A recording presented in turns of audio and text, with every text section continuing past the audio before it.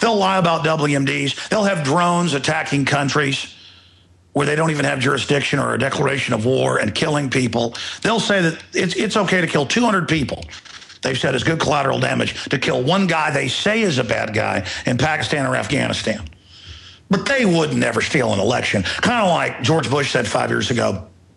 I promise. I remember on the stage in a press conference, we're not listening to you without, let me put on my fake Texas accent because I'm from Kennebunkport, Maine. Nothing wrong with folks from Maine, but, I like to act like I'm a tough Texan. Let me put on one of those little acts. I like cowboy movies when I was a kid. No, we don't listen to Americans Without Warrants. That's illegal. We only listen to Al-Qaeda. Then it came out a year later, they were listening to everything without warrants. In fact, I wrote a list here of just some of their frauds, but now we're supposed to believe them. They've been caught dealing drugs, our government, the big banks that control it, and laundering hundreds of billions of drug money a year. They've been caught lying to start wars, WMD. Process. They've been caught doing medical experiments thousands of times. New ones just got declassified this week. Shooting black people up when they come in from car wrecks at hospitals with plutonium, and then dissecting them while they were alive. And only one guy escaped, and then later died of heart failure. Kind of like the kids around Fukushima just die of heart failure. That's what the plutonium and uranium finally does. There's a big article on Infowars.com with links, and you notice it's black people about half the time. But they killed white people, too. But they just learned that blacks didn't have as much political power. People didn't tend to listen to them. They didn't have as much money on average in the 40s, 50s, 60s, 70s. And they still grabbed black people. About half the time, black folks are like the dish du jour. New York 5 years ago, New York Daily News, I report on it. You can pull it up. They would grab little black kids and test pesticides on them till they died. And in fact, there was one case where they told the mother, we're going to take your 2-year-old unless you sign these forms. We're the CPS and let us have the 8-year-old. And they took him and for 2 months tested pesticides on him and tied him down. He tried to escape till he died. In this latest article, the one black guy to escape, they pulled most of his teeth out, 15 teeth out, to test what it was doing, and had cut into him and were taking bone biopsies in his leg, because that's where he'd broken it in the car wrecks. They knew that they could get in there. And he had to crawl out at night and escape from them, and did a police report and stuff, but then died a few years later of heart failure from the radiation. That's just one guy that escaped from the eugenicist clutches. But they wouldn't engage in election fraud. No, they just announced 12 years ago that when the veterans died, they're stealing their death benefits. That's Bloomberg AP. The open insider trading by government, openly against everybody, and then Congress just says it's legal when it's not. Yes, they've stolen elections in the past, but not now. Not now. Just don't believe your lying eyes. Believe that Mitt Romney loves you. We're on the march.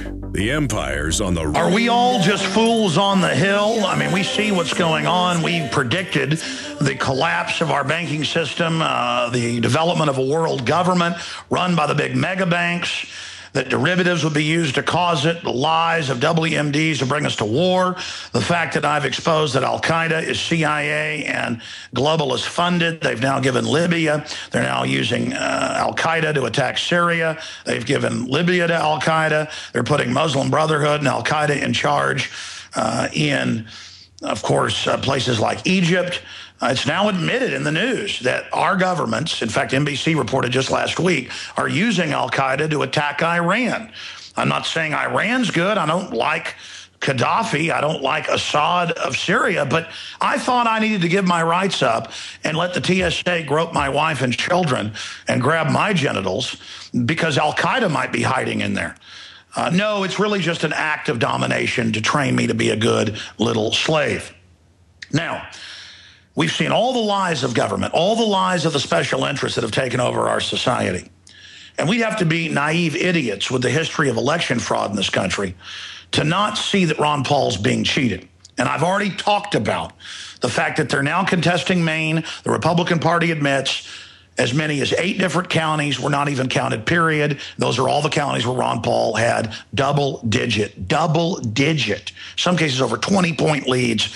Those just didn't get counted. Now they want to count them, and the election commissions and others saying, no, just don't do that. Iowa's been thrown out, but that's only in local Iowa papers. We told you the day after it was a fraud via our poll watchers.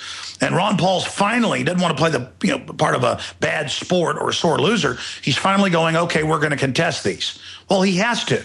It is fraud. You've seen all the fraud of them blocking him, ignoring him, not giving him attention. When he gets second place or first place, not saying it on the news. When he wins the straw poll, which he did win most of them, not covering it. When he gets the most small contributions, including from the military, more than all candidates combined, they ignore it. Now, I'm on the road coming to you from Baton Rouge. That's why the audio is a little bit choppy from time to time, but we're working on that and very thankful to XM Channel 166, all of our affiliates and internet listeners at Infowars.com. I want to direct everyone to Infowars.com, and Ron Paul is being cheated out of the Republican nomination. The GOP establishment has resorted to vote fraud in almost every state, and we have the proof all linked, not from alternative media, but from mainstream media admitting it. This is admitted, but it's not a big issue. Now, Mancow was down in Austin a few weeks ago, great guy. Well, I went out to eat with him, hung out. In fact, I'm going to finally upload the videos we shot today. I've gotten so busy, I keep procrastinating. I'm going to upload those to the YouTube channel and post them at Infowars.com. But this is big breaking news right here. You know, it was Mancow who asked, he always comes up with great questions, who asked Rumsfeld last year and ended up being played on Coast to Coast AM and a bunch of other big shows. Other big syndicated radio shows. He asked Rumsfeld, hey, what about Building 7, that 47-story building that fell on 9/11, wasn't hit by a plane? And Rumsfeld laughed and said, I don't know what that is. And then Mancow described it to him, and he said, I still don't know what it is. I'm not going to discuss that. Well, that's a side issue. The point is, Mancow told me this a year ago, off record. He's seen it again. 4 years ago, he saw it, and he's seen it again last year and this year. So when Ron Paul ran in 2008, and again, he's in radio stations all over the country. He's syndicated all over the country. Number one in many cities like we are in Orlando and Austin and other places.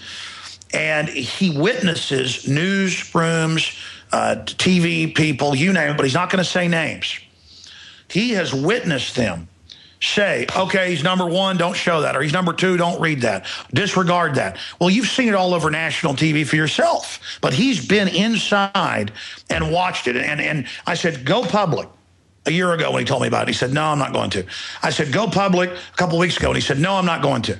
But I guess it's gotten so bad that even Mancow, who's a great guy, but he's a news guy. You don't kiss and tell. You don't talk about what you see going on in the newsrooms, or then you're not trusted anymore. Well, when people out there are engaged in treason, I guess that's when the journalistic code of don't tell on other journalists. Well, these aren't journalists, but we're not going to say names here. We'll go as far as he wants to go. His website, Mancow.com. He's got the Mancow militia out there, and we're very thankful to have him on his busy schedule. Mancow, go as far as you can here without getting fired like Pat Buchanan or Judge Napolitano, because we don't want to see that happen. But I mean, you told me so much, my God, about some Alex, of the... Alex, yeah. I appreciate you. Are you hearing me okay? I know you're in Baton Rouge. Yes, sir.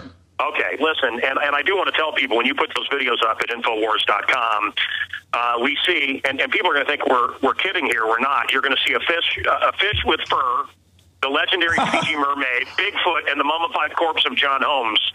This is some of the crazy stuff that Alex and I videotaped while we were at the Museum of the Weird undercover in Austin, and there's other serious and silly stuff as well. Okay, look, I could have had an interview with Al Gore after the big election debacle. I could have had the first interview, but it had to be scripted. After the trial, I was offered the first interview with O.J. Simpson, but it had to be scripted. I have these offers all the time, but they have to have the questions ahead of time, and they have to know what I'm going to say and how I'm going to react, and I refuse. Now, I am friends with the top radio people in America, the big shows, the big names. And these are people that, if you're talking about right-wing, I guess they go on vacation with the president, they go on vacation with the vice president, and I would talk with these guys. I mean, these are the names they're huge names. And hey, yeah, so-and-so sending the helicopter to come get me, the vice president. And then you see the Republican talking points. Look, these are good people. They're trying to feed their families, and they're doing a reasonably good job. I just can't sell out. Alex, if you and I would sell out, we'd be much bigger. But look, I've been in the newspapers. I've been in the major TV networks, and I have seen how Ron Paul wins every single time. And for years, I saw, no, it's Giuliani. But wait a minute, it's not Giuliani. It's Ron Paul. Yeah, but Ron Paul fans, they're all those people with Ron Paul. They're fanatical followers, and so wait a minute. What about Obama followers? Were they fanatical? What about followers of McCain or Bush or whoever? Here's the thing, guys. If you're going to talk about on the left, who's the little guy? I can't think of his name right now. The midget guy married to a beautiful woman who believes in UFOs. That kooky Kucinich. Okay? If you're going to talk about the left, Kucinich is a game changer. He's unique. And if you're going to talk about the right, and I'm not a Kucinich fan, but if you're going to talk about the right, the only game changer really is Ron Paul. I wish he would buy a suit that would fit. He looks like David Byrne in the Talking Heads video. His suit's too big. Get him a suit that fits. But Ron Paul is a game changer. He wants to end the Fed. He wants to protect America. He wants to let these crazy Islamo kooks kill each other and let us stay out of it. I mean, this guy really is a game changer. They can't have that. Mitt Romney's going to keep things just like Bush or Obama or anyone else. Now, I've broken bread with Obama, and I've broken bread with Mitt. One-on-one private time with these guys. And we're just going to get more of the same. That's it. We're going to pay more and more. We're going to be enslaved more and more. And the people in power get richer and richer. So Ron Paul is a game changer. And the people love him. And you go to a Ron Paul event, and I challenge anyone to challenge me on this. If I'm lying, I'm dying, and I'm breathing, Alex. And that is, there's excitement around Ron Paul. There's huge crowds. The college kids, Obama, the college kids, forget it. They love Ron Paul. When they hear his message of freedom, which is dangerous, they go crazy. Human beings naturally want freedom, and that's what Ron Paul offers. And, do we really think Mitt out of Massachusetts, do we really think he is going to change anything? Is he better than Obama? Anybody but Obama? Anybody but Bush? Anybody but... I'm so sick of voting against something in this country. I'd like to vote for something. Exactly, but Mancow, do we really believe that conservatives really want Mitt Romney and he's really number one? But I want to go back to this. Well, I want to go back because we've seen them suppressing him at every level. We now have confirmed at least 2 states. We have partial evidence of fraud in Nevada and South Carolina, very strong. But in Iowa and in Maine, it's ironclad. It's now admitted. So my question to you is, without breaking confidence with people, specifically because you say in multiple newsrooms and other areas, you've seen them 4 years ago, but now even more. And I know you travel like a wanderlust poster child. I mean, you're somewhere new at multiple times a week. Literally globetrotter. So you're seeing all this, and you're an icon out there in talk radio. Everybody knows Mancow from William Shatner to Mother Teresa. So let's expand on this specifically.